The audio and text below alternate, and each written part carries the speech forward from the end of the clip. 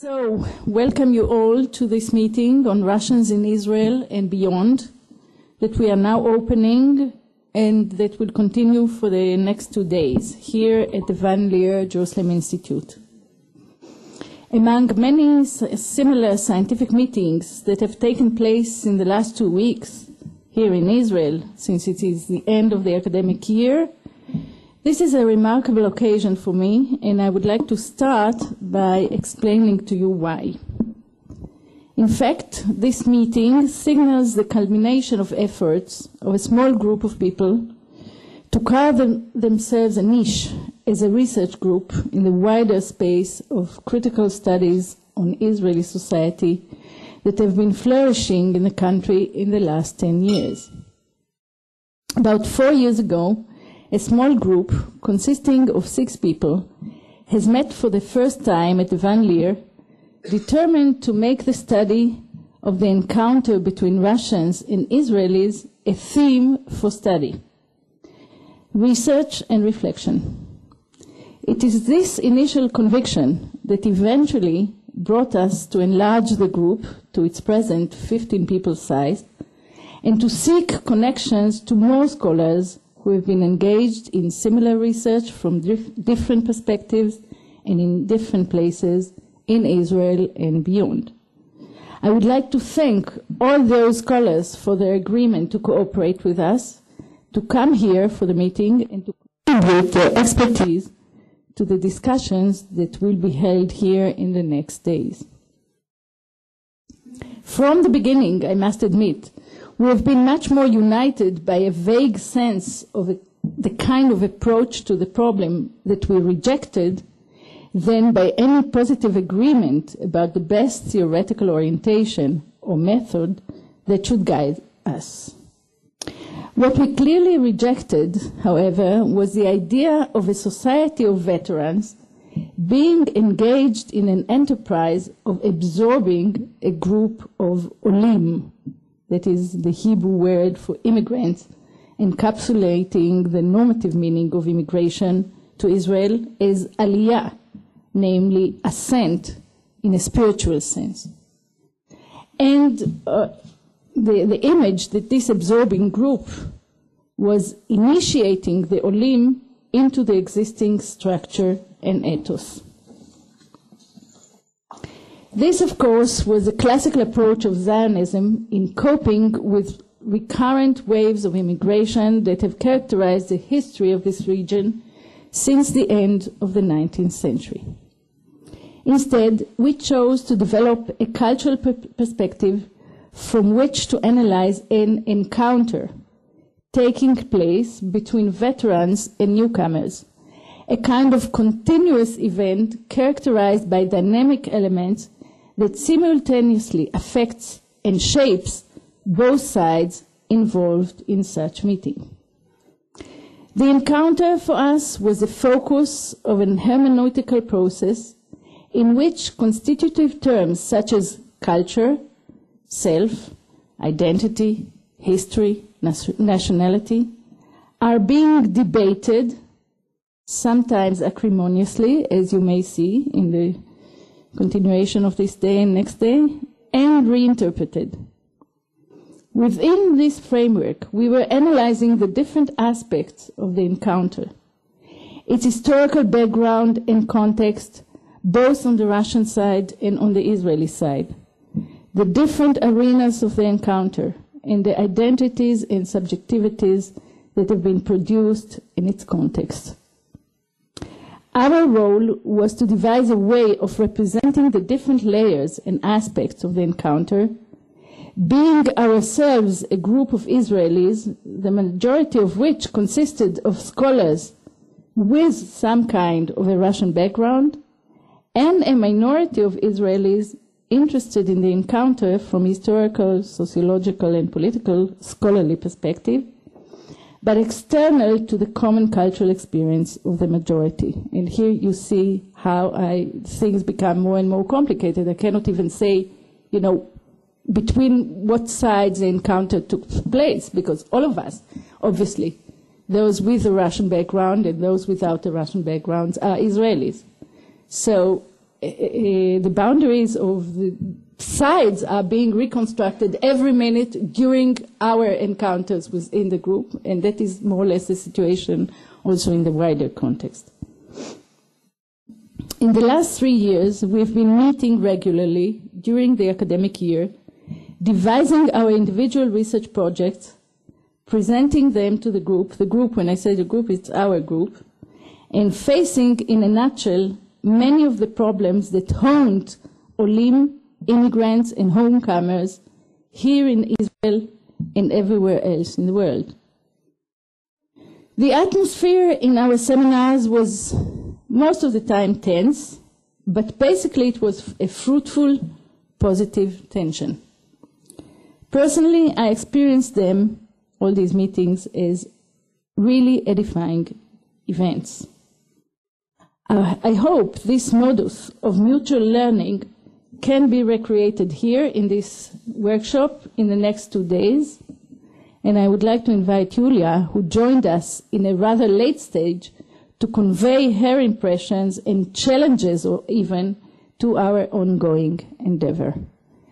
Afterwards, after these 2 opening remarks, we will have the first session, and I will monitor it. Dear colleagues, friends, and guests, I will save to the closing remarks my thanks to all the people and institutions that contributed to this conference and helped to make it happen. For now, I would simply like to briefly point out the ideas that underlay this conference. Last month, I had an opportunity to be at the National Library in Paris and to read the magazines published by the Russian migrants who arrived in Paris just after the Great Russian Revolution. They wrote about their lives at the new place, dealt with the interpretation of the great transformations happening in their Russian motherland, and discussed their present and future identity. Those migrants differed very much from me and my compatriots, Jews, partly Jews, non-Jews, Soviet and post-Soviet, who live today in Israel and Germany and in the US. Russians in Paris of the 1920s were different in historical, cultural, ethnic, and class terms.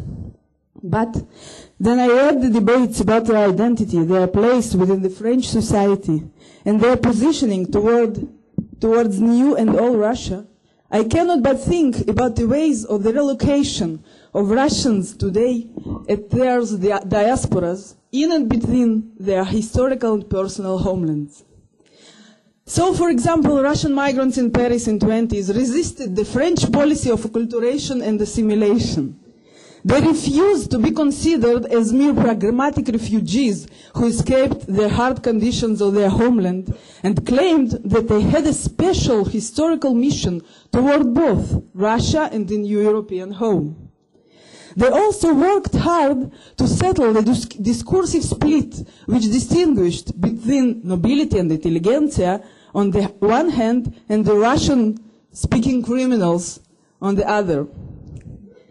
They, like us, maneuvered between the local and the universal context by manipulating the Russian inexhaustible uniqueness. These patterns of migrants maneuvering, Russians and Jewish, coming home and losing home, was the main focus in planning this conference. We were concerned with the ways in which migrants negotiate both among themselves and with the locals and the host state. This negotiation involves both elite and marginal or excluded groups. It takes place in political, public, and everyday discourses.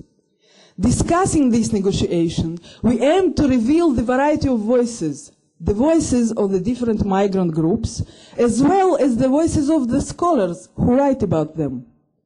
Along with the known Israeli and international scholars, we aim to provide here an arena for the new generation of scholars, speaking and thinking in Russian and Hebrew, or in Russian and German. This intergenerational dialogue seems to us especially fruitful. We see this meeting as a unique encounter between scholars who were educated in the Soviet Union and those who joined academia after migrating.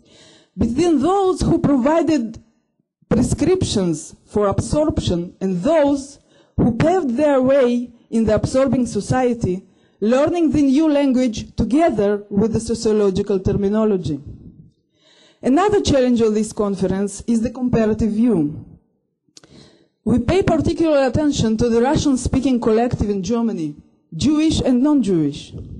Besides the opportunity to identify the patterns of the relocation of Russian migrants in different host contexts, the comparison with German case will provide us with the opportunity to conceptualize the particular aspect of migration movement which is considered as homecoming. The joint discussion of the German and the Israeli cases will teach us about the place and the role taken by migrants from Russia, both as objects and as active participants in the projects of collective identity construction in those societies. Russian Jews in Israel and Russian Germans in Germany are considered as immigrants and as homecomers in their host societies, and therefore constitute an important subject in contesting and reproducing the ethno-national and civil boundaries of these societies. Russian Jews in Germany have been considered, until lately, as special migrants bearing a historical political mission as well. All this group been called Russians by themselves and by the locals. The term Russian in the title of our conference advisedly appears in brackets. Consciously, we choose not to limit our discussion to Russian Jews or Russian speakers. Our culturalist perspective leads us to regard as Russians all those migrants who relate warmly or angrily, by language or by way of life, by memory or by relatives, to what we consider as the Russian cultural experience. I welcome all the participants and guests and wish all of us a meaningful intellectual debate that will be worthy of the multivocal, complex, and often controversial lives of Russians in Israel and beyond. Okay, so let me invite the speakers in the first session, Daniel Levy, Tamar Rapoport, and Edna Lomsky-Feder, and our commentator, Yfaat Weiss, here. So our first speaker is going to be Daniel Levy from the State University of New York in Stony Brook. He has studied migration in a comparative perspective, especially studied privileged migration in Israel, and his current research is on collective memories and globalization. Today he will speak about migrating cultures and the post-diasporic condition. Please, Daniel. Well, thank you for the kind invitation to the conference. I feel that in many ways it is rather unusual to open a conference on a subject matter that is not exactly one's expertise, which is a nice way of saying I know nothing about Russians. As I know relatively little, I should say little about the Russian migration experience. In that sense, I'm probably one of 2 or 3 people here who do not actually do research on Russian migrants. So I really look forward to learning from your work. At the same time, I believe that my outsider status, and there's no pun intended, does provide a critical distance which I would like to exploit in my introductory remarks. So let me briefly tell you what I intend to speak about during the next 30 minutes. First, I would like to address some of my own work on ethnic German migrants in Germany. And this is not so much a matter of academic narcissism, but rather an attempt to provide the comparative perspective that Julia spoke about, which I believe offers a number of relevant insights for the projected discussions of this conference. And as such, it will help us elucidate what is unique to the Israeli experience and what can be seen as part of larger trends in a globalized world.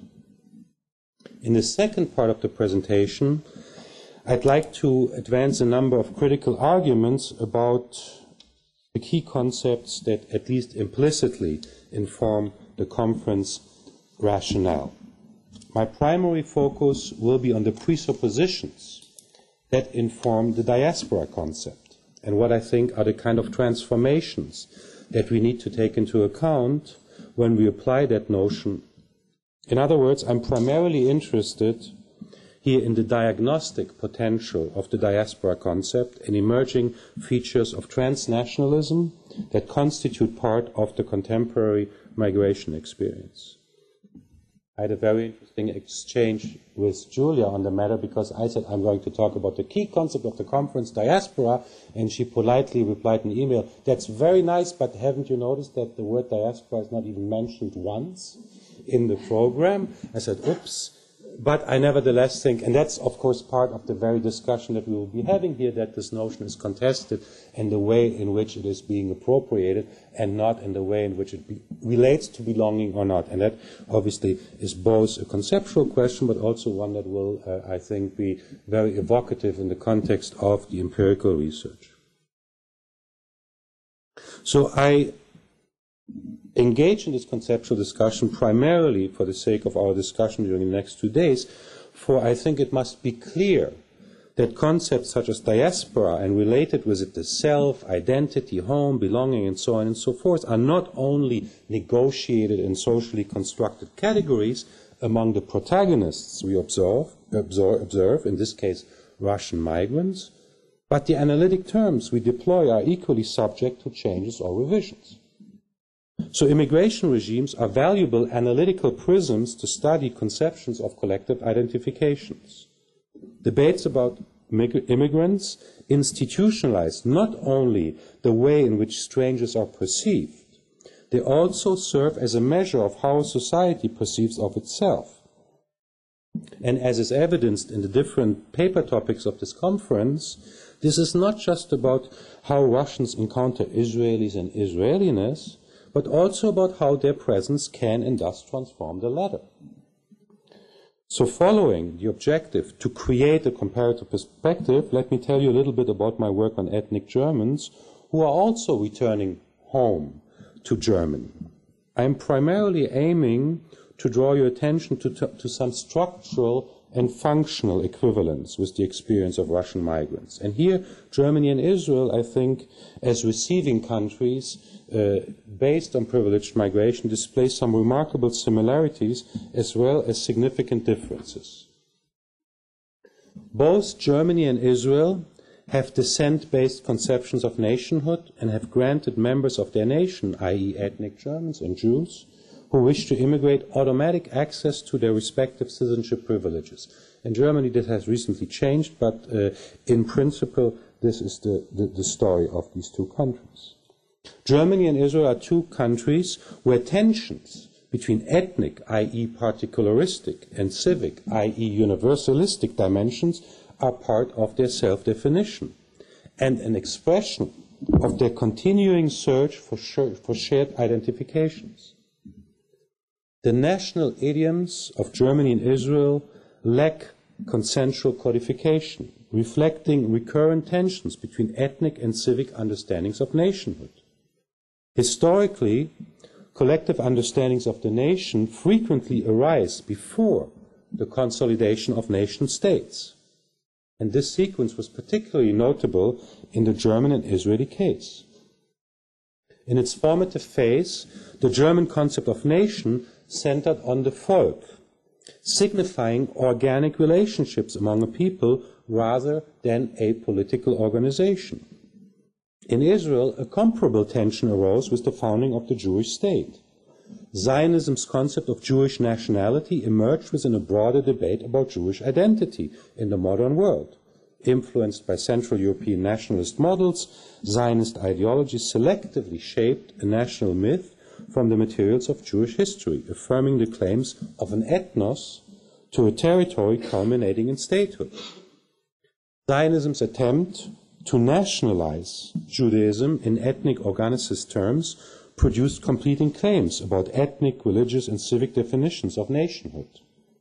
Secular Jewish nationality conflicts with religious understandings, and organicist views are in tension, to say the least, with civic democratic understandings of the state.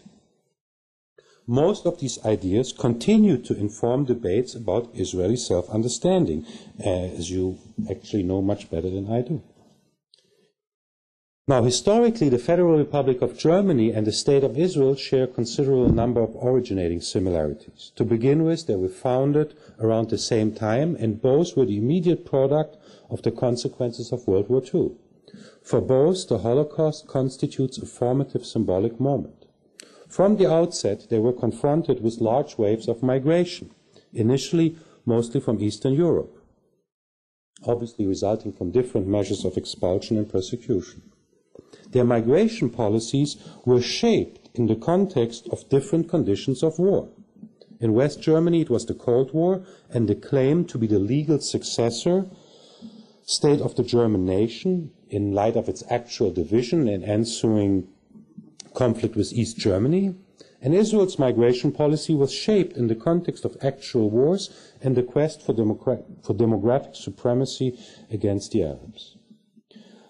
Despite of their ethnocultural conceptions of citizenship, or maybe precisely because of them, both countries have been eager to legitimize their policies democratically.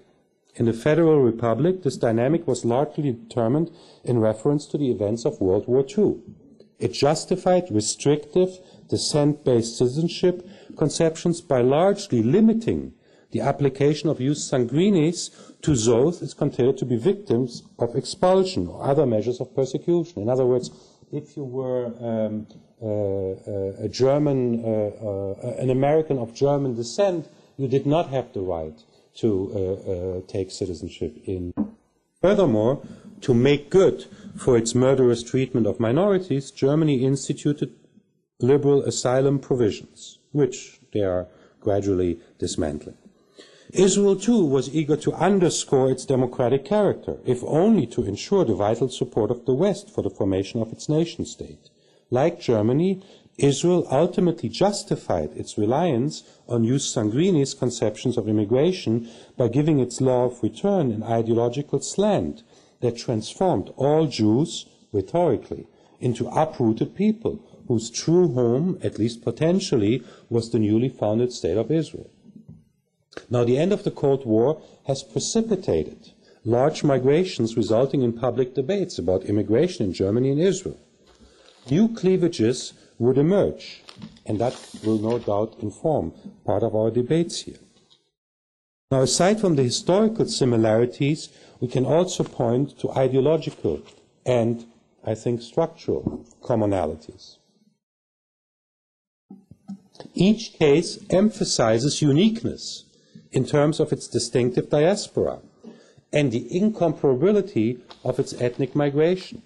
In the Israeli case, Zionist ideology perceived of immigrants not as leaving one home for another, but instead as leaving a place in which they were strangers and as people returning to their historic homeland. The same holds true for ethnic Germans who are coming home, or in die Heimat. I don't even know how to translate that, even though they never lived there. So the two cases have a range of comparable features in which many aspects of membership, boundary maintenance, changing conceptions of territoriality and nationhood come to the fore. To start with, their respective law of return are legal normative reactions to their historical incompleteness as nation-states. Jus sanguinis, that is to say, descent-based citizenship, comes in response to two interrelated aspects. One, a long condition of statelessness. In both cases, the nation concept is pre-political, insofar as it antedates the formation of the state. And two, dispersion. That is, not all members of the nation reside in the nation-state. Incidentally, until recently, actually in both cases, most did reside outside the nation-state. Furthermore, not all citizens or residents, both de jure and de facto, belong to the same nation. That is, significant portions of the population cannot participate in the culturally dominant discourse of belonging. Consequently, they share a certain territorial ambiguity. The civil-ethnic dichotomy extends itself to normative and political conceptions. In the Israeli case, it revolves, among other things, around the distinction of Medinat Israel, State of Israel, and Eretz Israel, the land of Israel.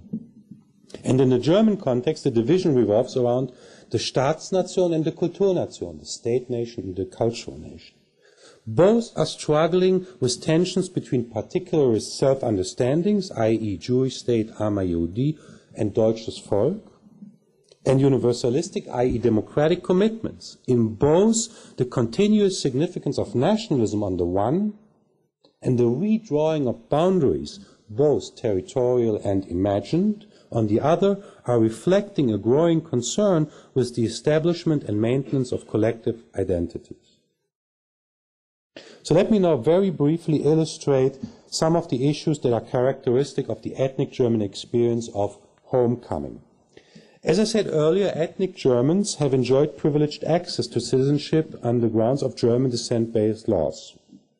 And I don't want to go into the technicalities of it, and it has changed a great deal recently, which is actually part of the argument I'm going to try to make, but the technicalities are really not of interest. So first, some background for those of you who are maybe not familiar with the case.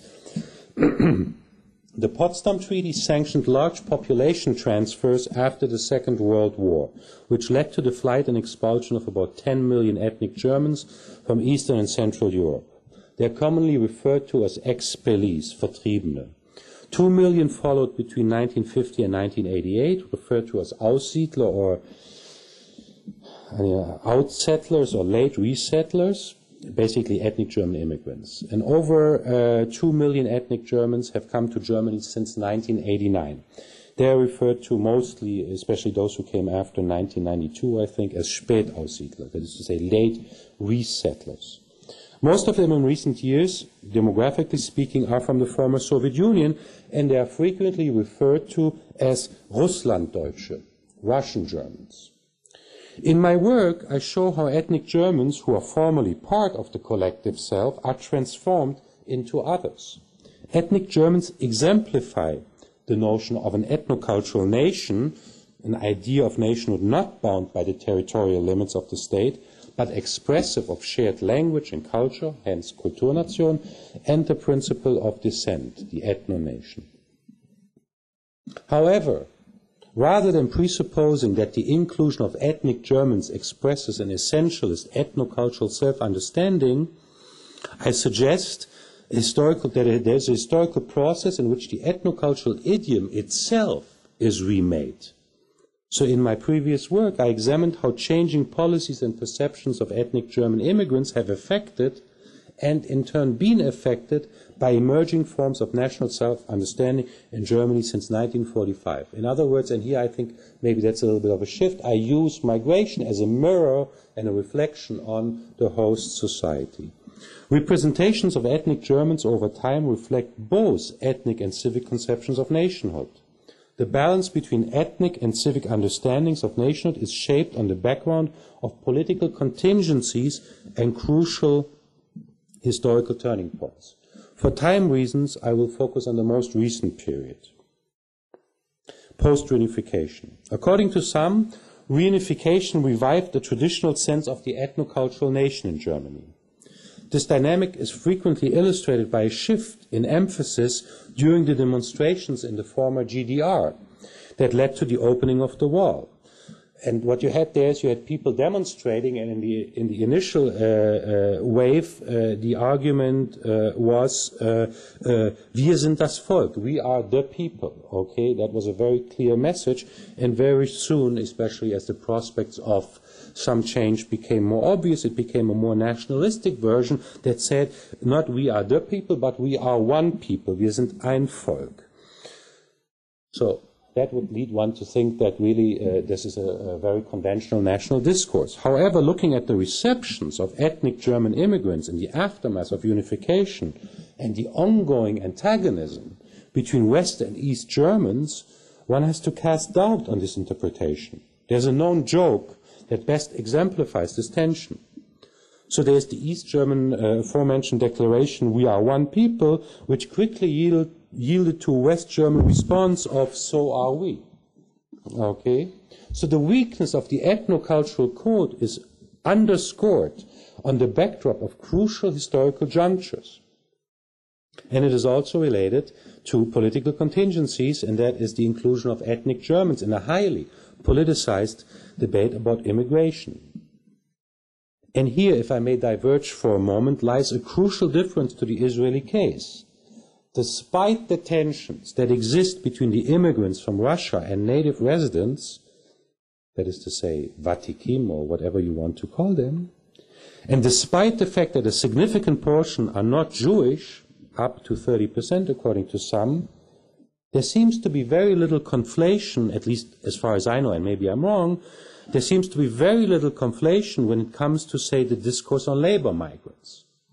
This is in large part connected to the fact that state policies continue to be determined by underlying concerns about the demographic problem.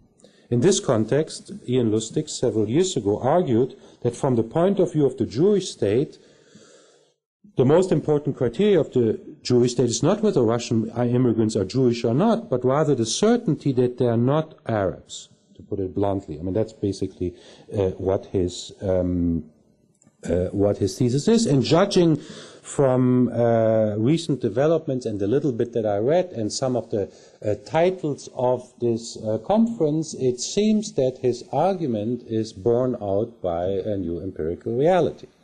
Okay, that is to say, many have become Israelis, whatever that might mean. Okay, in any event, my findings for the post-Cold War in Germany show how official ethnocultural rhetoric about ethnic Germans has been replaced with social and economic references, and how their integration has increasingly been situated within a broader debate about immigration.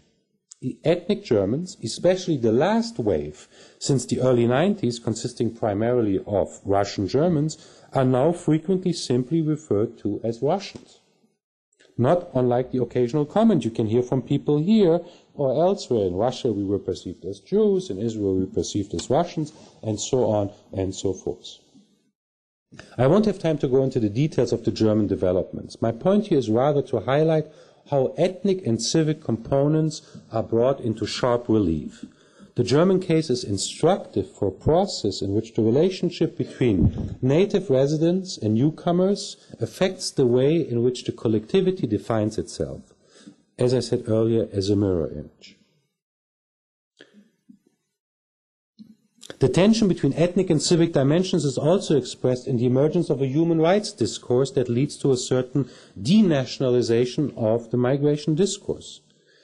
To be sure, what I'm about to say should not be confused with the continuing and real exclusion of the other. My point is rather that there is an emerging cultural political norm that is stipulated in public discourse. This development finds its expression in what Yasmin Soysal has referred to as post-national citizenship. I assume you're familiar with the basic argument that depicts a European process in which long-time non-national residents receive extensive rights, not based on their citizenship, but on the basis of universal personhood. This was very much the story of the large Turkish minority of labor migrants and culminated in the eventual introduction of a partial jus soli legislation.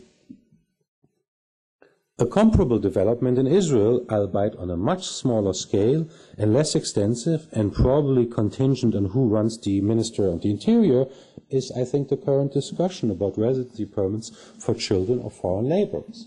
There's only one justification for this, and that is an appeal and a recourse to a certain type of human rights rhetoric. There is no other conceptual or, for that matter, political space to appeal to that issue. So let me now briefly, by way of conclusion, turn to some conceptual remarks about what I think is the implicit theme of the conference, namely the changing foundations of the diaspora context, as it is related to belonging and changing. Let me preface my comments on diaspora by two caveats. One, and rather obviously, it must be clear that we are not talking here about monolithic groups, even if the term diaspora frequently implies this. Clearly, host societies do not always engage in such distinctions, say projecting the label on all members of the former Soviet Union. But we need to be careful, as these categories are easily reified, and consequently leading to the kind of monolithic views that we would otherwise reject. And this brings me to the second caveat, and one best articulated by Rogers Brubaker. Brubaker admonishes us not to engage in groupism, that is the tendency to essentialize ethnic groups. This is not a matter of primordial perceptions, but rather the very tendency to treat groups as categories. The central point here, both conceptually and empirically, is that we cannot simply assume what particular ethnic groups are, but we need to explore what constitutes them in the first place.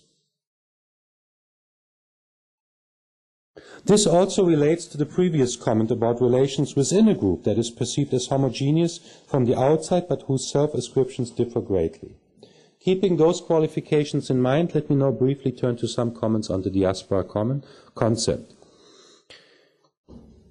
Diaspora studies are more popular than ever. The amount of titles and the proliferation of journals is indicative of a trend in which notions of home and belonging are no longer tied with the assumed congruence of state, nation, and territory. Diaspora carries different sets of connotations based on the particular historical and geographical content within which they are deployed. I would like to make two central points about Jewish notions of diaspora in particular and some conceptual considerations in general. Let me begin with the first as it relates to changing conceptions of Jewish diaspora. Historically and sociologically, we cannot really talk about one pattern of Jewish diaspora experience, if we just take the vignette that Julia presented earlier as one example. There might be common threads, but overall we need to draw careful historical and also conceptual distinctions. So we need to distinguish conceptions of diaspora both along the lines of temporality as well as geography. The temporal dimension is rather obvious. For surely we don't compare the biblical galut with, say, the experience of contemporary Russian Jews. And one wonders, and I throw this out as a provocation, whether it is at all appropriate to talk about the diaspora in such a case. The other dimension refers to geographical difference. And I would like to say more about this maybe in the course of our discussion. For example, Jewish-Russian existence in North America has been and continues to be very different from, say, the European experience. And this obviously is a function of how the receiving society integrates migrants. For what matters, I would suggest, is not the actual diaspora experience of Jews, but a perception of that experience. In other words, what matters is how diaspora is remembered, re-evaluated, and ultimately appropriated by different groups. Diaspora can be both idealized and seen as punishment. According to traditional Judaism, diaspora is a multi-layered term, primarily designating a way of life meted out as a collective punishment for sins. Beyond that, diaspora embodies a geopolitical concept simply describing life outside of Israel in a non-Jewish country. At the same time, it is a cultural concept describing existential alienation and rootlessness. And more recently, it has undergone a process of idealization, frequently embodied by the figure of the transnational migrant. In any event, it is fair to say that the diaspora concept has long been decoupled from the Jewish experience. And that, I would suggest, is even true for the experience of Jewish immigrants in Israel, in the sense that we are witnessing an inversion in which the notion of home and belonging is informed by a certain ambiguity, or maybe duality, I'm not quite sure. That is in contrast to earlier waves of immigration to Israel, and I don't know how that affected the Russian Olim during the 1970s, when the significance of one's former home was marginalized, at least in the public sphere now, though less so in people's private life worlds. I mean, obviously, people who came here in the 70s did not give up on cultural practices, but were eager maybe to shed them in public. And let's not forget that the term diaspora has long carried negative connotations. The central trope of this notion is to view the diaspora as a forced exile, which is captured in the following well-known anecdote. In 1943, two Jewish refugees from Germany go for a Spaziergang, that is to say, go for a walk in Manhattan, and one asks the other, "So, are you happy?" And the other answers, "Yeah, I'm happy, aber glücklich bin ich nicht." That is to say, there's no real term for this. Yes, I'm happy, but I'm not really deeply happy in the sense, I don't know how to translate glücklich. It's a more profound sense of happiness, if you wish. In any event, this joke expresses in the fewest possible words a concept that has been documented by an entire branch of so-called exile research. Exile is unhappiness. Exile is removal. Removal from language, removal from home. Exile is punishment, and that naturally means that homeland is desirable, at least in that perspective. Another important qualification pointing to differences among Jews relates to the demarcation from the Israeli perspective. One should not confuse the Jewish and the Israeli experience. As most of you know, Zionism defines itself as a counterpart to diaspora. The negation of diaspora, Shlilat HaGalut, was a constitutive feature for the establishment of Israel. This is particularly evident in the pejorative image of diaspora Jewry, promulgated during Israel's founding phase. Clearly, Zionism evolved within the ideological concept of national independence movements. The Jewish version of this nationalism is distinguished by its rejection of assimilation-oriented projects aimed at countering ongoing anti-Semitism on the symbolic level. And you have this recurs all the time. I remember Weizmann, when he was president, made a comment in France that created a big stir. Recently, Sharon made the same comment. It created a big stir about French Jews should really not be there, but should be here. And actually, relevant to our conference, really things that are happening as we speak. The old agreement whether to allow contingencies of Russian Jews to go to Germany was highly contested. Israel was firmly against it, and Germany and the Jewish community in Germany was eager for Russian Jews to come to Germany, for the simple reason that, demographically speaking, if they would not have come, there would not have been a Jewish community anymore. And that conflict persists, okay? It goes on, except that now, if you don't know, there's a change, and essentially, if previously the German government sided and essentially provided an avenue for the Jewish community, this is about to end. Germans do not want to continue their current expensive practice. The point of my historical caricature, and it is nothing more than that, is to highlight how far we have traveled from this original view. Perceptions of immigration and also emigration have greatly changed in recent years, and our conference will no doubt highlight some of these changes. Nobody in mainstream sociology, I think, I hope, would be referring to emigrants as Yordim today, to give but one example. It has become a meta-concept, deployed to describe either a political post-Zionist stance or simply a non-ideological approach to migration phenomenon in Israel. Now, at the beginning of the 21st century, these negative connotations have given way to an idea where diaspora becomes an identity-forming concept that appeals to people who see themselves as displaced. While the original concept referred to a community banished to exile, diaspora has become a desiderata and metaphor for many minority situations.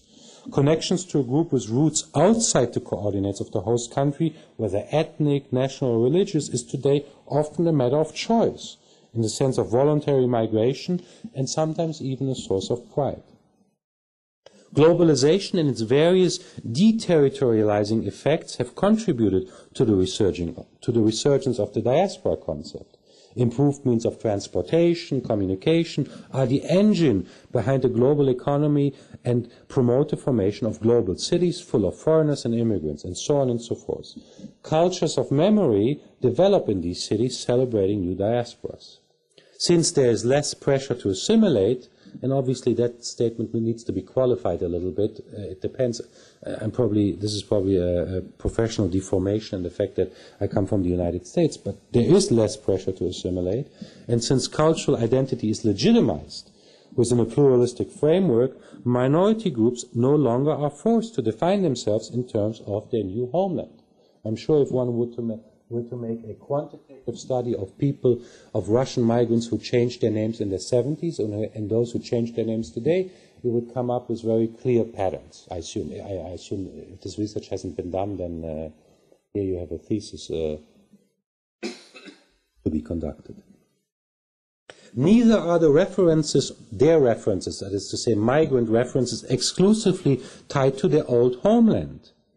Thus, James Clifford notes that within the framework of globalization, diaspora communities sustain many more ties than merely those to a particular homeland. Lateral connections between diaspora members in different locations are typical for this type of network. Thus, the point of reference might not only be Moscow or St. Petersburg, but also Brighton Beach and Berlin. That is the context within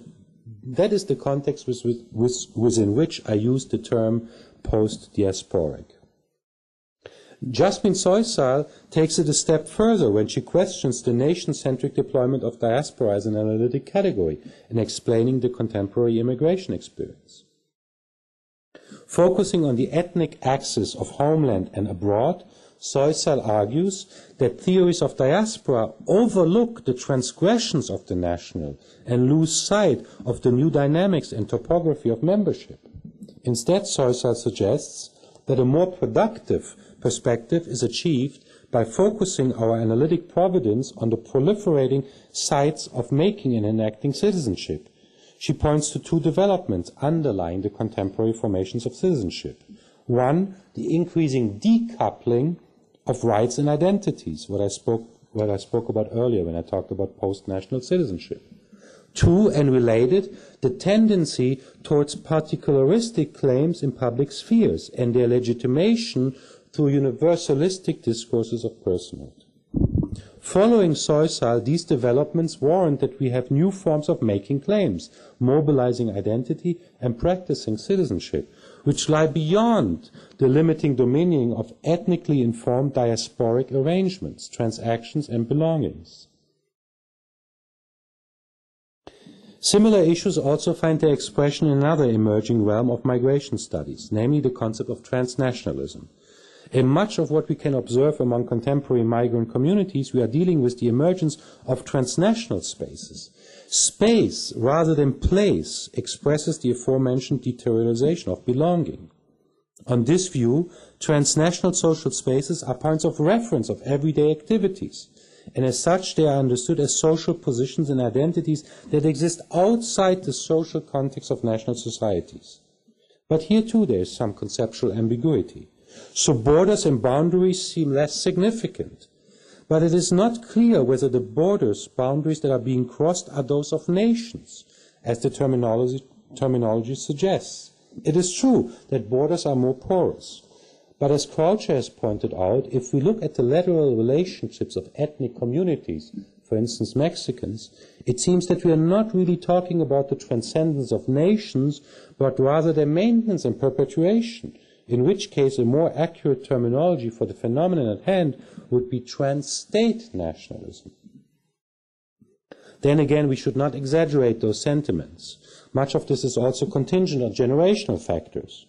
Consider a recently publicized meeting, and when I say publicized, I mean it was in the New York Times, of people who emigrated from Odessa to both Ashdod and Brooklyn respectively, mostly composed of older people. Basically, they shared a great nostalgia for Odessa, which I think was fairly imagined and idealized Odessa, that clearly surpassed any attachment they have developed to their new residences. So how do we integrate that into our framework? The generational, and I'm coming to the end, the generational component is particularly important when we explore the cultural formations and constructions of home and belonging among the second generation.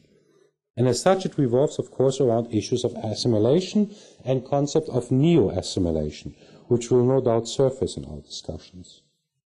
Consider scholarly observations perceiving of Russians to be at the margins of Israeli society on the one hand, mirrored by self-perceptions among some Russians to represent the new kind of mainstream Zionism that has lost some of its mobilizing luster to native Israelis on the other. Or maybe there's a third space where the recent immigration transforms Russians into the bearers of this kind of transnational habitus. However, in most cases, I would submit, diaspora offers itself as an alternative to rootedness, fixedness, the essence of belonging, as it rejects the necessity of geographically defined nations. In conclusion, At the beginning of the 20th century, the Jewish diaspora experience and its cosmopolitan exponents stood in crude opposition to the national territorial forms of identity constitutive of the European nations, and I would say also of Israel. At the end of the 20th century and at the beginning of the 21st, I think it is fair to say that we have moved from a negative view of diaspora to one that celebrates it, or at least recognizes it as a complementary organizing principle for emerging modes of identification. Perhaps best expressed in a prescient anecdote foreshadowing nowadays outlooks. Two refugees meet on a ship during World War II. One asks the other, "Where are you heading?" The response, "To Australia." "Well, that is far away." Far from where? Thank you. Thanks very much, Daniel, for this wonderful display of the problems and recent developments in our kind of research. I'm sure, if we have the chance, the voices will be heard, all the discussions will start, and this is really good. Now I would like to introduce the second paper written by Tamar, Rapoport, and Edna Lomsky-Feder from the School of Education in the Hebrew University, both sociologists who have been studying immigration since the middle of the 90s and authors of many articles on the subject. I guess Tamar Rapoport will present the paper. Okay, please. And I'll it's a wonderful opportunity for me basically to summarize the work of several years that Edna and myself have conducted about what we call, as Julia said, the Russian immigration to Israel. So this paper is basically a summary of our work, and in many ways Julia have outlined our main arguments, and I think Daniel's paper and ours complement each other because I think his analysis is more a kind of a macro analysis of the discourse of diaspora and homecoming, etc. And our paper is much more a micro analysis of the Russian Jews in Israel, or Jews and non-Jews, or the Russian immigration in Israel.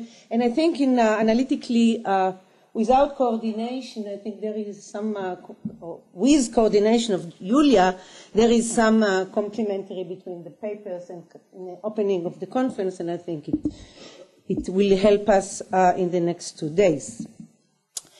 And I'm going to write, and I hope you are not going to freeze while I'm reading, and will survive it. Immigrants of all types, exiles, refugees, and ordinary immigrants have always been tempted to return to their homeland. And now in the global transnational world, more of them revisit their native or imagined homeland. The broad category of homecoming includes different types of groups and paths of return. Exiled Palestinians and their children return to the occupied territories. Ethnic Germans return to Germany, and Japanese Brazilians return to their homeland Japan as foreign workers. There are obviously the immigrants from Ethiopia, France, and Argentina, and the big wave of so-called Russian immigrants from the former Soviet Union who are returning to the Jewish homeland. Along with the growing numbers of returning migrants, the issue of return migration excites the imagination of sociologists and anthropologists who study migration. Our research imagination was parked in the mid-90s when we listened to 44 Russian immigrants, university students, who told us their immigration story in the course of in-depth interviews. The stories revealed that our interviewees are not creating in Israel a Jewish-Russian diaspora, but rather they seek a place to rest. Borrowing Bauman's conceptualization, we can view their immigration journey as a pilgrimage, a metaphor that Bauman uses to connote a teleological modernist search for meaning, a journey that according to him is regulated by the meta-narrative of national salvation.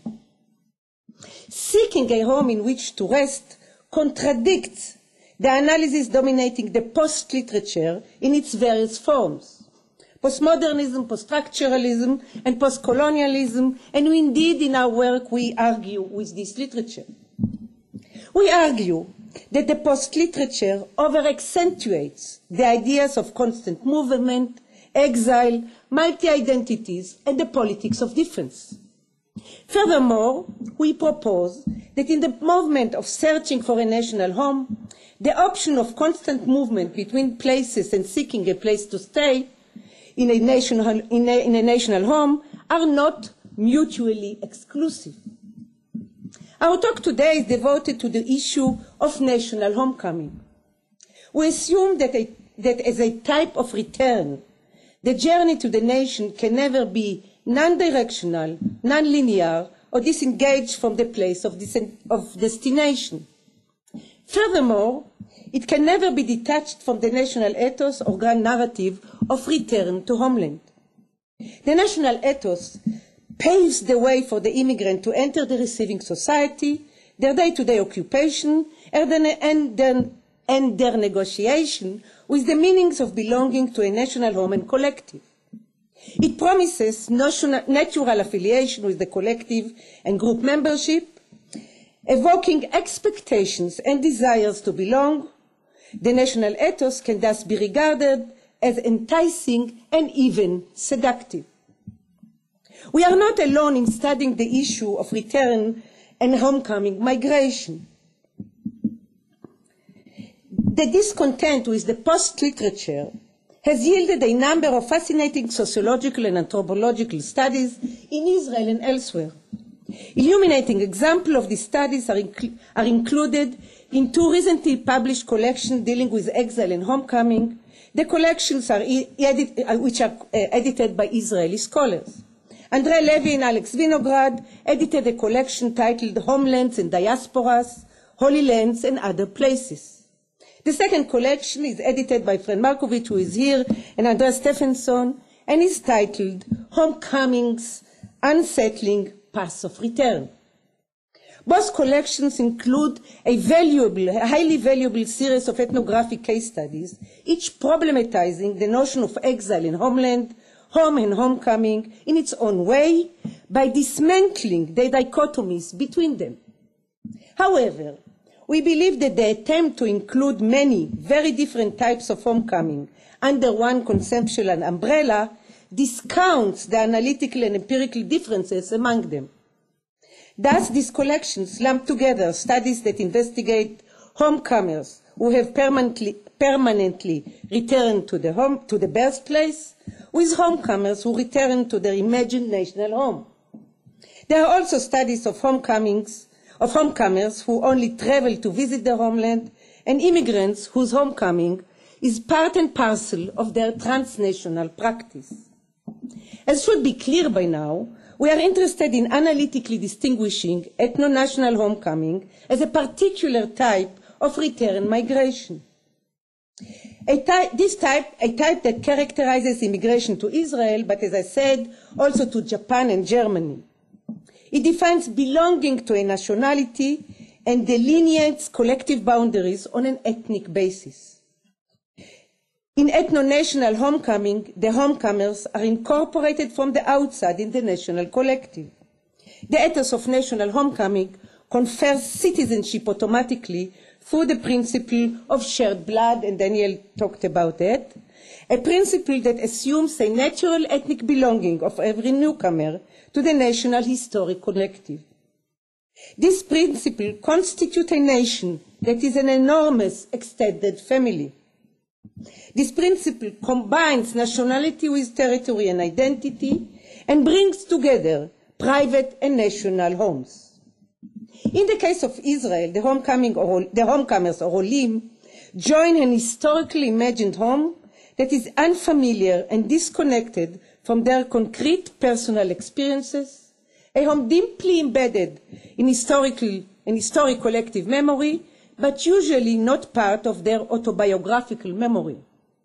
As an immigration society, the very existence and legitimation of the Jewish state and its constitution as a moral community have been derived from the Jewish national project of gathering the exiles.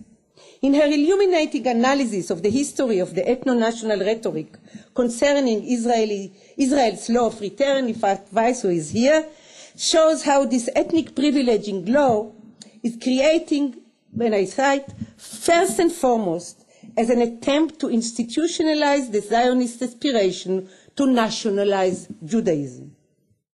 We further suggest that being granted with ethnic privilege is tempting. The captivating potency of the national ethos in shaping both homecoming journey and the homecomer's identity lies in its constitutive as well as its conscriptive nature. The term conscription refers to a restless ethos that flatters and sends out recruitment propaganda to convince or seduce those living in exile to return to the homeland. As we know, for the purpose of encouraging homecoming, dedicated institutions in Israel, like the Jewish Agency, the Ministry of Observance, etc., are created and maintained and creating special position of shlichim to fulfill this mission. In parallel, the ethos conscripts the loyalty and support of the residents for the absorption of immigrants. The coupling of conscripting and constitutive qualities render the Israeli ethos particularly seductive. Seduction, as we all know, arouses fantasies of the future as well as pleasures in the present. Recent anthropological studies on immigration to Israel, such as those conducted by Debbie Golden, who is here, Fran Markovich, who is here, Andre Levy, Lisa Yemini Antebi, and others, discuss the moral connotation of national homecoming and its authoritative disciplining power in directing and managing the immigrant's journey. This research clearly shows how Aliyah proposes and imposes grounds for particular exclusive and inclusive membership in the nation. These studies and others generally assume that the national ethos is located outside the immigrant and is imposed on him. The immigrant, in turn, they suppose, may adopt the ethos or alternatively reject it and guard themselves against it. We argue against the tendency of these studies to construct a dichotomy between old-timer and newcomers as to the sense of ownership of the ethos and the ability to operate and maneuver it. We propose to deconstruct this dichotomy. Our analytical claim is that homecomers are embedded and embodied in the national ethos from the outset of their arrival and even long beforehand. The Zionist ethos of homecoming interpolates, to use Althusser terms, the homecomers as subjects before and after their arrival. Indeed, our interviews reveal that while the Russian subjects, homecomers, are interpolated into the ethos, they are at the same time preoccupied by producing their homecoming in various arenas of daily life. We contend that each of these arenas is a performative space. We further contend that the interview itself is a performative arena of social interactive space in which immigrants attend to their homecoming as well as and tell their story to an immediate and imaginary audience. While telling their immigration stories, the homecomers explicate for themselves, and communicate to their audience, Israeli and Russians, fellow homecomers and former compatriots, the rationale, meaning, and nature of the homecoming and who they are as homecomers. During the interview, they re-signify the meaning of the national ethos as they reshape their own identity. As such, telling the immigration story is a vital verbal performance or a performative act that reenacts the meanings of homecoming, reshapes the category of homecomers, and constructs their homecomers' identity.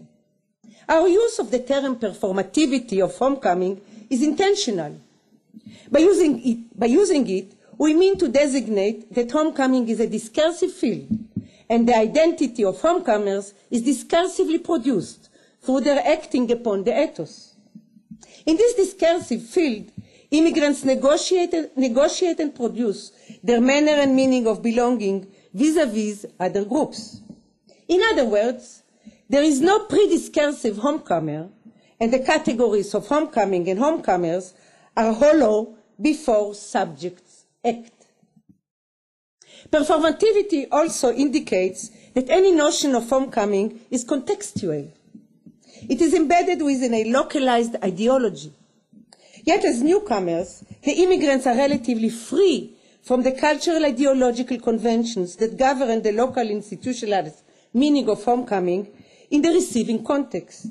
As a result, the newcomers' performativity of homecoming has emergent and creative qualities.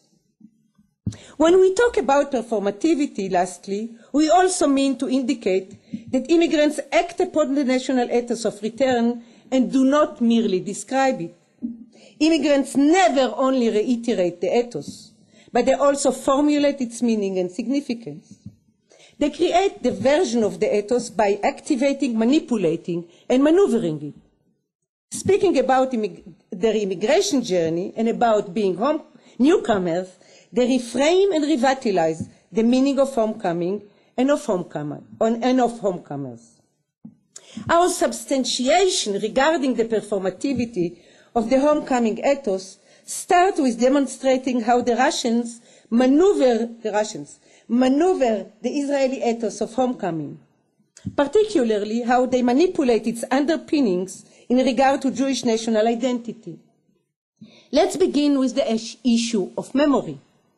Memory is a central theme in Israel's national identity that the immigrants are expected to adopt. Anti-Semitism is a major national narrative in this respect. The narrative represents such experiences as traumatic and as dominant in shaping the Jewish selves and lives. However, in the personal memories they recount, mainly about their childhood, the immigrants normalize anti-Semitism. Let's listen to Alex. Children in the class beat me up very hard, but I didn't suffer from anti-Semitism. I had a great childhood. Like Alex, the other 43 men and women students in our study depicted their anti-Semitic, sometimes very harsh experiences as insignificant secondary events that had few repercussions on their later lives. On portraying their past, Alex and the other interviewees did not buy the somewhat exhausted Israeli national narrative of persecution and suffering. Instead, they synthesize this narrative by fabricating a counter-narrative that devalues the Israeli hegemonic national narrative. We suggest that by normalizing their past, the immigrants deconstruct and resist the authority and moral commands of the national narrative they come to know immediately after their arrival and sometimes beforehand. Putting forward normalization as an alternative version, they claim ownership of their past, biography, and Russian cultural identity. Interestingly, when the immigrants refer to the Jews as an ethnic collective and not to their own personal biographies, their narratives inverts. Thus, when they refer to the Shoah, most of them depict the persecution of Jews, Jewish suffering, and victimization as touching their hearts. By identifying with and embracing the national collective memory of the Shoah in Israel, the Russian admits its disciplining moralistic agenda and reproduces it. Choosing to express identification with the collective memory of the Shoah and not with anti-Semitism, the Russians unravel the linkage between the two. At the same time that our interviewees embrace the Israeli Jewish collective memory of the Shoah and Jewish suffering, they question the myth of Jewish solidarity. In Israel, they say, we do not find a real Jewish solidarity and a Jewish community. Moreover, by questioning the ethos of gathering the exiles, the raison d'être of homecoming and the Jewish states, the Russians disentangle the linkage between Judaism and culture and Judaism as a membership in a primordial group between cultural habitus and ethnic blood affiliation. Thus, many of our interviewees wondered about the ethnic belonging of Ethiopian and Oriental Jews to the Israeli Jewish collective. They represented them as culturally inferior and racially different. The students emphasized that in their first period in Israel, they experienced a state of shock when they discovered the ethnic mosaic that makes up the Israeli Jewish collective, and that not all Jews are of Western origin. They single out Jews as those who practice Western culture and identity Jewishness, with the and single out and identify Jewishness with Western diaspora, the enlightened progressive West. Let's listen briefly to how Sasha, and all names are of course pseudonyms, these are not real names. Let's listen to how Sasha erects clear racial boundaries between Jews of white and darker skin. I got a shock when I saw black Israelis, Mizrahim and Ethiopians. It was the first time in my life that I realized that Jews are not always white. How can a black person and me have a shared identity? Mizrahim, I saw that the color of their skin is a bit different. I saw that they have got strange music that I don't really understand. Sasha and other interviewees actively engaged in the ever-existing heated discourse in Israel in the diaspora of who is a Jew. From Sasha's racial remarks and similar depictions, we learned that the Russians perform Orientalism by mobilizing racial stratifying principles. They employ an Orientalist and imperialist gaze over those that they regard as non-white Jews. As Chomsky, who is here, shows, this stratifying gaze is part and parcel of Orientalism in Russia. We should remember that Zionism as a Western movement with a colonialist character imported Orientalism to Israel via pioneering and the pioneers. We end our short journey of substantiating the performativity of homecoming by examining how the male immigrants in our sample, in our group, confront the ideal of the Israeli Jewish man, the Israeli warrior. The Israeli warrior, who represents the new Jew, negates the diasporic model of the exilic Jew, characterized as effeminate, weak, and ruthless. The immigrants who directly encounter the hegemonic Israeli model of masculinity in the army resist and negate it. They do it by harnessing and maneuvering three contesting and competing cultural models of masculinity: the Israeli warrior, the Russian soldier, and the Jewish man.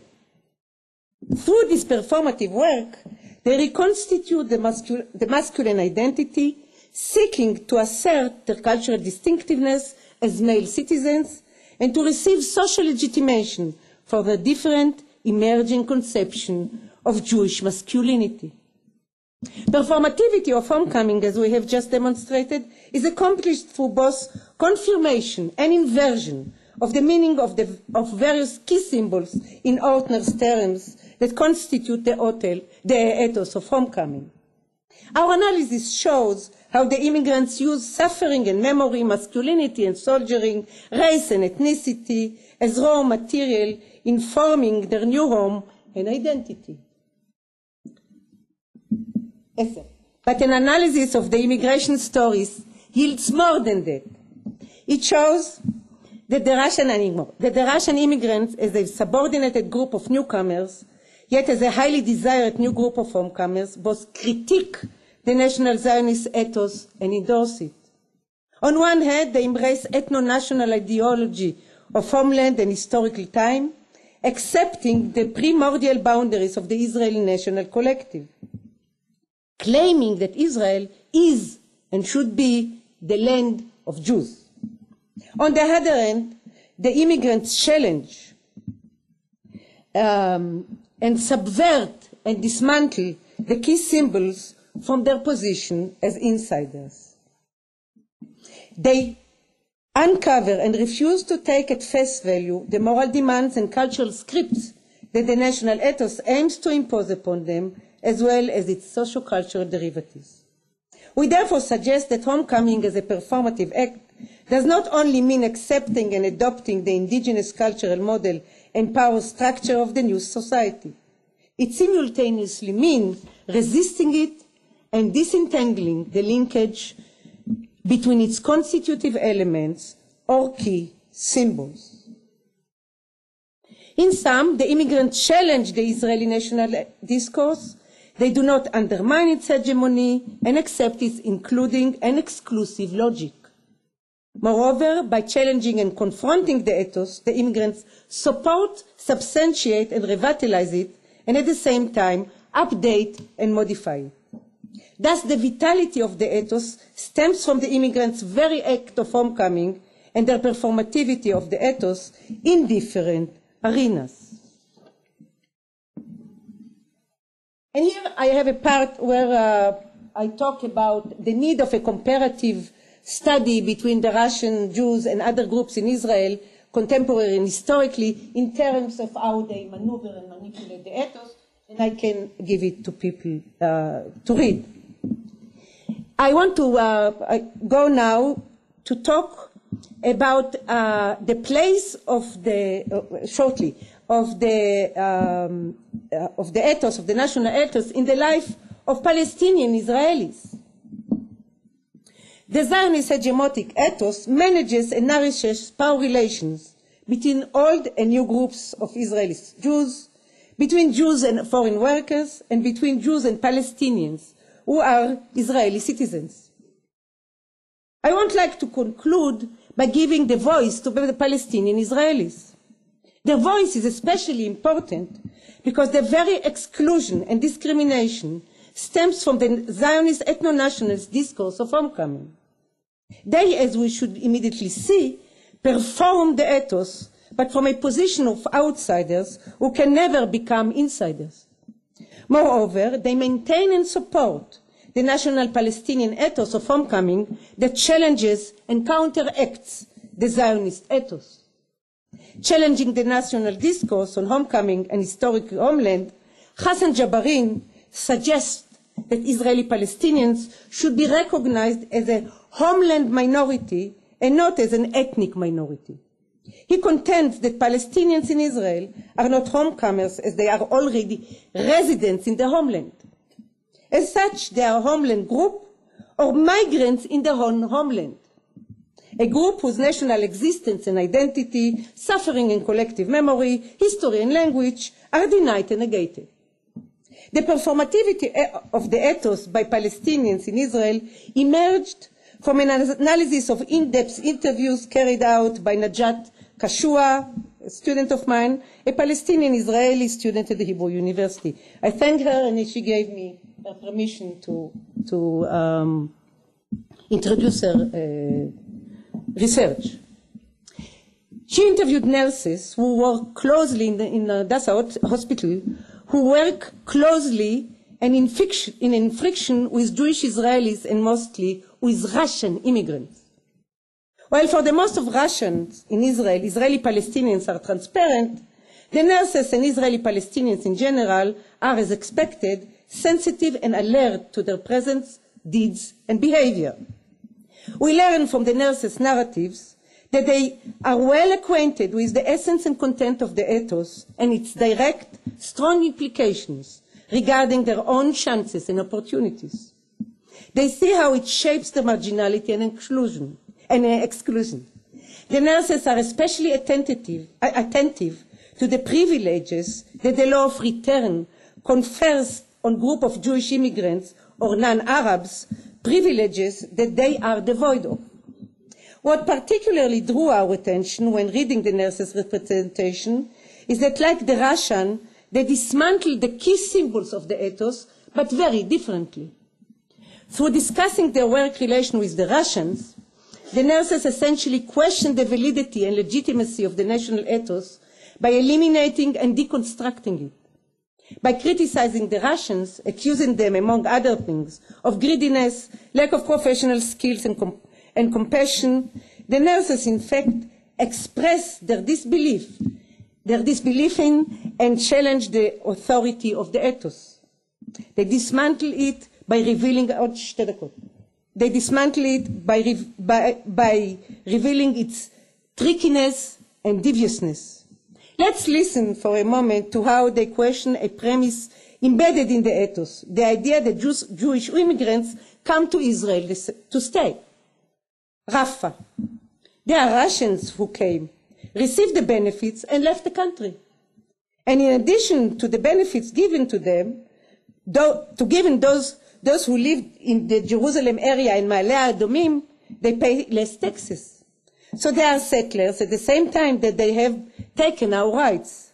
And we ask why this is happening to us.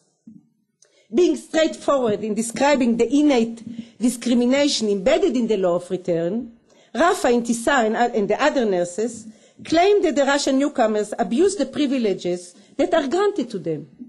The Russians, they say, are ready to trample on everyone so as to get money and leave Israel. And the Russians are not even Jews, and they are not even Zionists, argues Sua.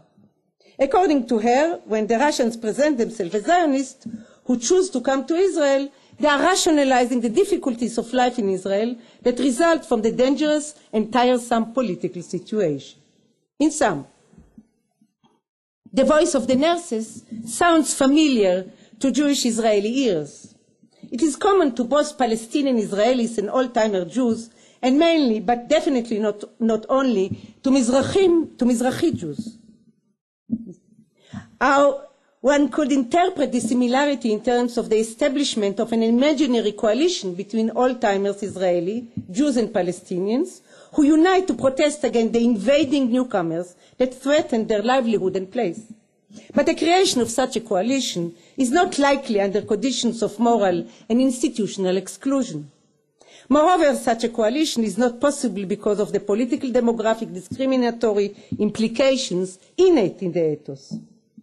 Indeed, the raison d'être of the law of return, the nurse proclaim, is political. It exists to serve the demographic biases of the Jewish society. Everyone knows that they brought almost anyone who wanted to come, they say. That the true meaning of homecoming is to preserve Israeli society as non-Arab. The performativity of the Israeli-Palestinian nurses in the interviews conducted with them teaches us about the desire for a national home, about the fantasy and seductiveness embodied in a matter-of-fact belonging to an extended national family, especially when such a family is scattered and cannot unite. In the case of the Israeli-Palestinians, this desire can be explained by their position, as I've written a lot about it, as trapped minority. Listening simultaneously to the voices of Russian and the Palestinians in Israel reveals how the ethos of homecoming subsists as an active and shifting discursive field, composed of different and strategic versions. The ethos activates and mobilizes power relations and manages the relations between the empowered and the powerless. Through performing the ethos, homecomers, whether they are majority or minority, as well as the old-timers, discursively produce and negotiate their identity and positions. At the same time, the performativity of homecoming both endows new meanings to the ethos and reauthorizes it. Thank you. Thank you, Tamar, for a very interesting and provocative paper. It's going to stir a lot of discussion, I'm sure, and I would like to invite Weiss to give the comments. Good morning, and I learned something from your joke, Dani, that glücklich sein means to be happy in a more profound way. So I think it has to do with our feeling that everything that comes from Germany is more profound, and I will relate myself to. Okay. In his talk, Daniel Levy pointed out quite rightly that Germany and Israel share a certain territorial ambiguity as a consequence of their historical incompleteness as nation-state. The civil-ethnic dichotomy, so Dani's argument goes, extends to normative and political conceptions.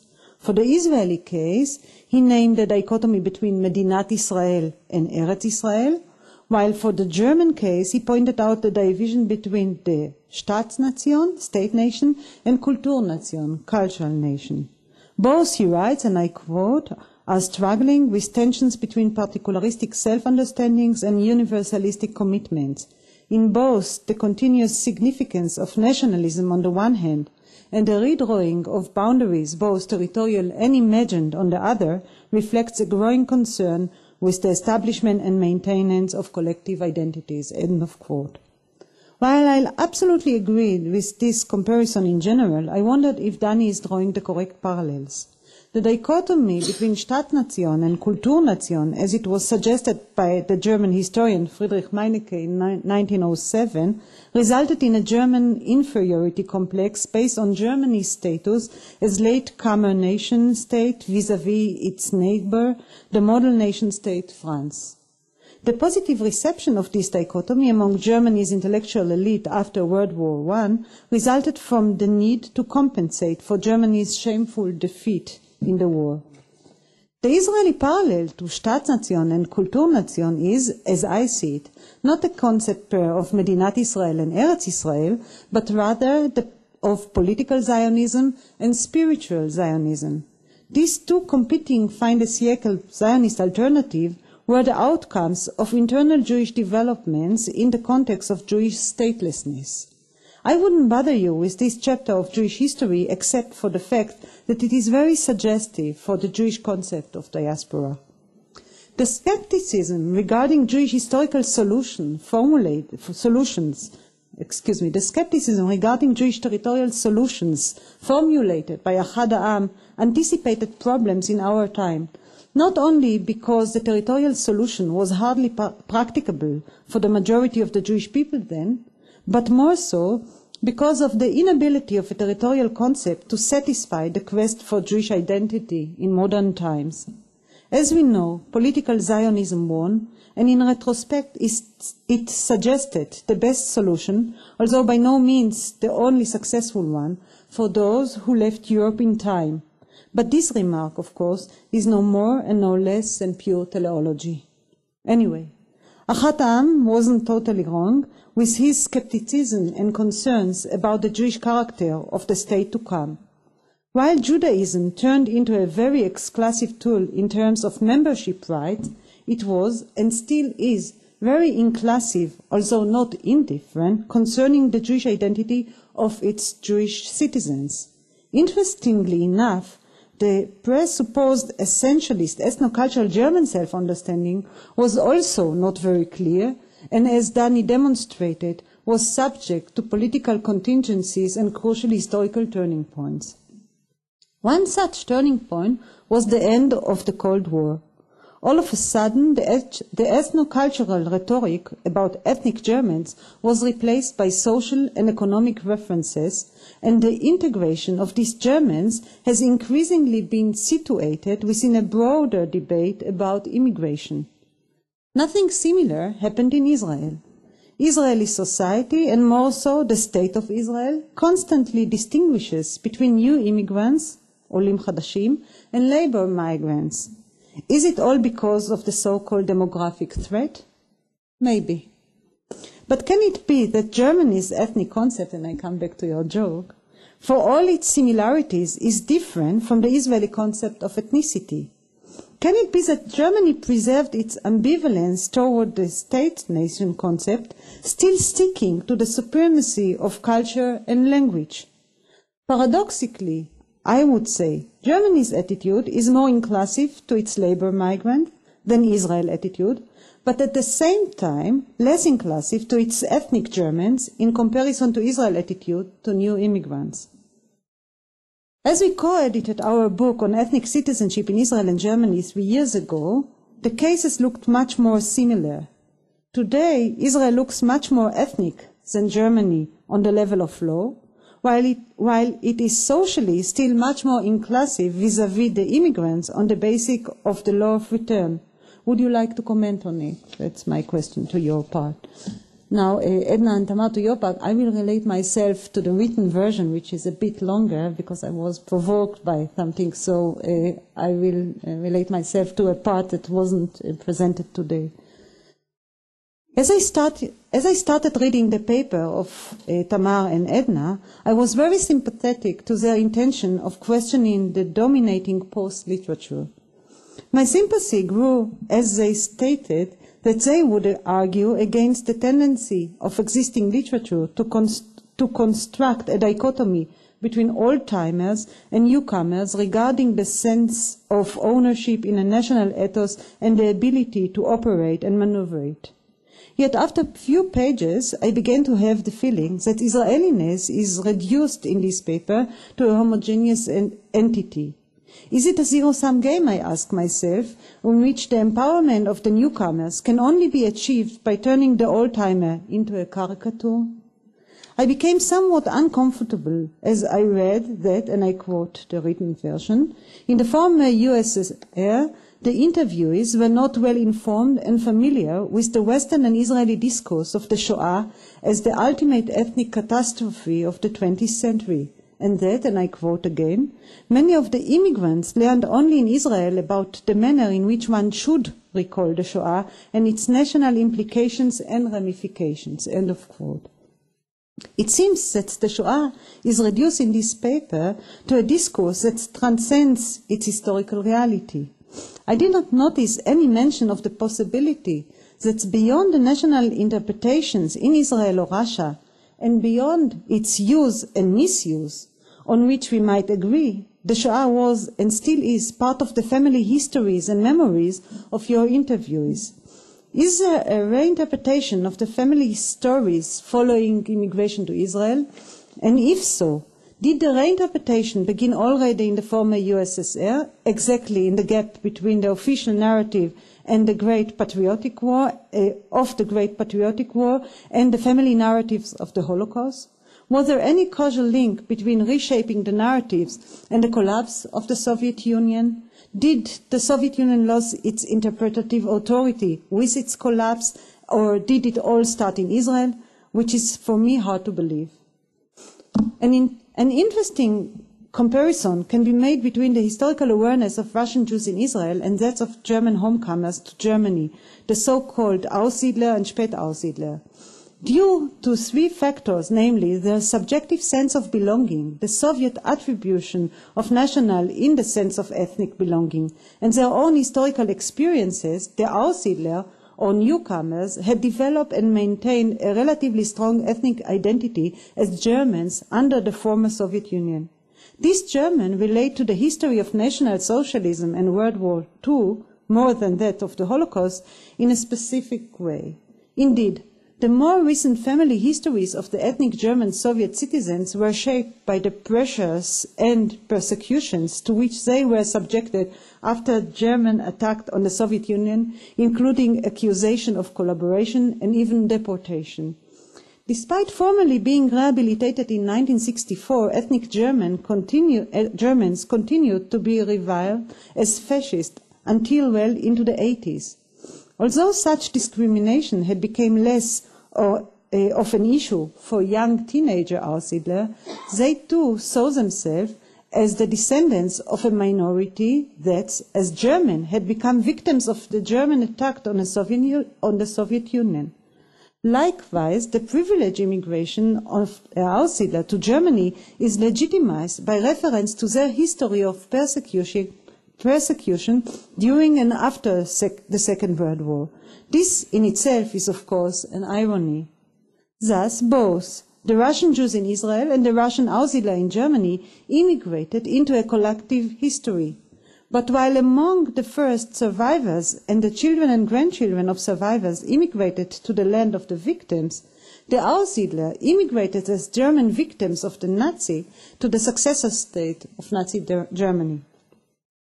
As I don't have much time left, I would like to comment only briefly on the last part of your paper concerning the Israeli-Palestinian perspective. I do believe that the Israeli law of return can be discussed together with the Palestinian demand for a right of return. That being said, it might be more relevant to study the Palestinians in the territories and not only those who are Israelis. As I was reading the interviews, I wondered, as you did, about the similarities between the arguments of these Israeli Palestinians and Jewish Israeli arguments. Do your Palestinian interviewees really dismantle the key symbols of the Israeli national ethos, or is there something in the fabric of the law of return itself that various groups in Israeli society, such as Oriental Jews and Orthodox Jews, but also the Israeli Palestinians. I also wondered what would be the results of such interviews if they were to be conducted among Christian Arab nurses in Haifa, working side by side with Russian Christians who immigrated to Israel under the law of return. Would the result be the same? I am not sure. And if not, that might call into question the representativity of the interviewees. In any case, the non-representativity will not in itself change the fact that Israel's law of return and the initiative to change Israeli citizenship laws are attacking Israel's Palestinian minority. Thank you.